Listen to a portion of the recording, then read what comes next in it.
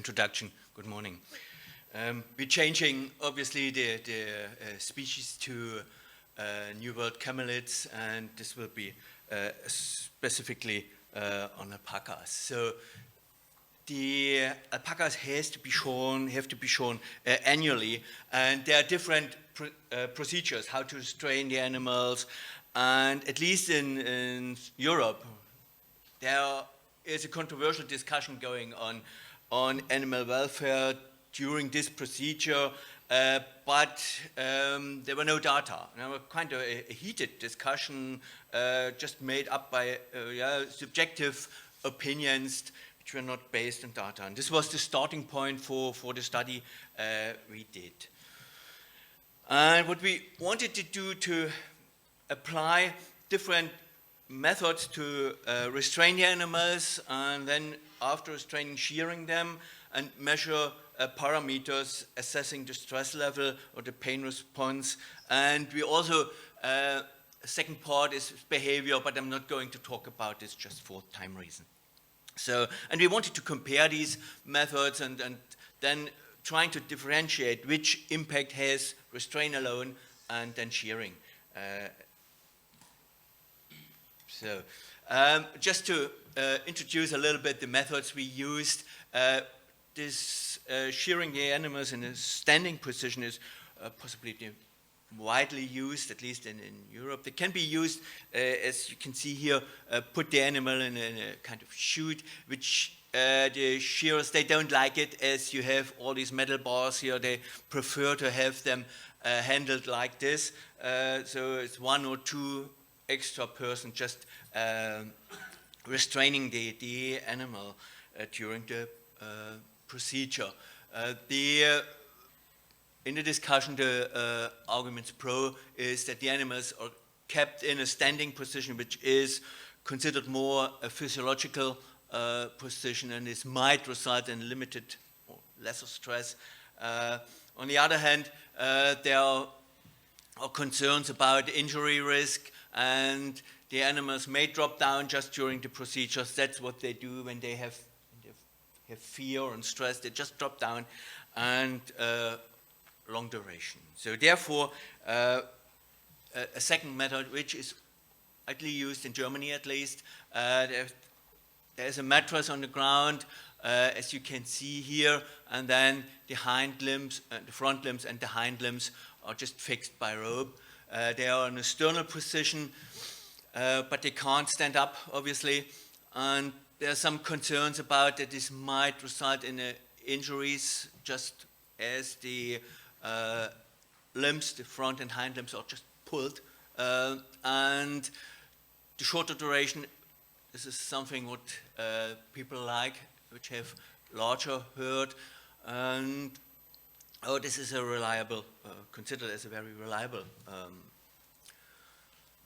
method. And then the third method we use, this is a tilt table. As you can see here, the procedures that in the first step, the animal is fixed at the table, the limbs, as you can see here, and there's also kind of rope around the neck, fixing the head, and then the table is just moved into a horizontal position. Again, the pros and cons are pretty much the same. As something which is very good for the shearer, he hasn't have to kneel down, and so it's much more convenient for him.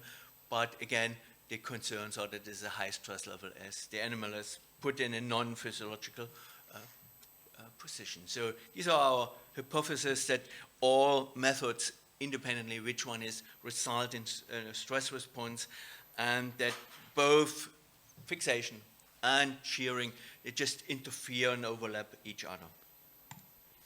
So therefore we did two parts. In the first part, we just restrained the animal without shearing for an estimated time of 15 minutes, and we used 15 alpacas, adult alpacas, using different methods, which was done in a Latin square design, and in between these fixations, we allowed them to have a break of 1.5 weeks. So, and the second part was just using 45 adult alpacas, and they were allocated to the 3 methods by drawing lots. So these are the parameters we measured, some clinical data, heart, respiratory rate, body temperature, and the cortisol concentration we measured in saliva and in feces. These has been done, so there has been well described these procedures in studies before, and which had been done about 10 years ago.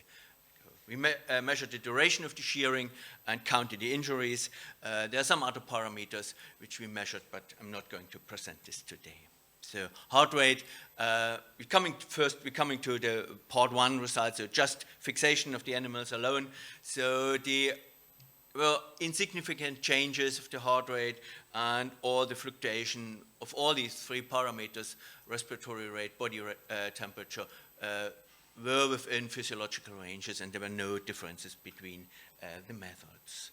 Just looking at the cortisol in the saliva, this is lying on the ground, on the mattress, standing, and there's a table. And there, first of all, you can see there's a reaction in all methods. There's an increase, but just looking at the graph, you can see there's really substantial individual variation. And we couldn't find any differences between the methods, but looking at the graph, it seems that the standing method from the looking at the measured values looks a little bit that the numerically the increase is a little bit smaller, but nothing significant. Cortisol metabolites, this is measured 34 hours after the manipulation. This is the time for which had been measured as the best time period in between. So, and as you can see here, they're pretty much the same. There is an increase in methods, but in these methods, when the animals are lying on the ground and lying on the table, there was no increase when the animals were kept in a standing position. Coming to the second part, we measured the duration, as already said. Again, no significant differences, but it looks like that standing position has slight advantages, and the animal on the table took, from the numerical point of view, longest. This has something to do as you have to turn the animal, you have to just to flip them over to get to the other side during the procedure. The one animal which was allocated to the standing group could not be restrained sufficiently, so we had to stop the procedure after about 3 minutes to keep it safe for us and for the animal. And these are all very minor cuts, so that they didn't need any veterinary attention, just very minor cuts, but it seems that there are a slight advantage for the 2 methods where the animals are more restrained, more properly restrained. So again here, this is the same picture as in the part 1 without shearing, but it's the same picture here. There were insignificant changes over time and no difference between the methods. Just again, looking for the second part and the cortisol concentrations in the saliva, and there are very high individual variation, as you can see here. There is an increase in all 3 methods, but the individual variations are really, really substantial. So, and therefore we couldn't find any differences between these methods. And the same is true for the metabolites, for the cortisol metabolites in the feces. So no differences. There is an increase in all methods, but no differences. So summarizing this, there are no differences in the clinical parameters over time, and we couldn't, as said, we couldn't complete shearing in one animal, which was allocated to the standing methods. There were no differences for the duration of shearing and the injury in the highest number in the standing group, but all very, very minor. We can conclude that fixation and shearing of the animals generally causes a stress response, so results in a stress response. And as already mentioned, we were kind of surprised by the huge and substantial individual variation in the concentrations. And the same is true for saliva and for the fecal cortisol metabolites. So all methods obviously have advantages and disadvantages. Therefore, we concluded and we recommended that if the owners know their animals well enough, they may try the procedure this way, that they shear all animals in a standing position which are tolerating the procedure well, and all others as the injury risk increases, and to provide safe working conditions, all others need to be restrained on the ground or on the table. Between these two methods, the differences seem to be very minor. There is remaining questions, as it has been described in sheep, that training can improve the situation. So just making noise of the clippers or handle them may improve the situation, but as far as I know, there's no study around which could show this effect in alpacas.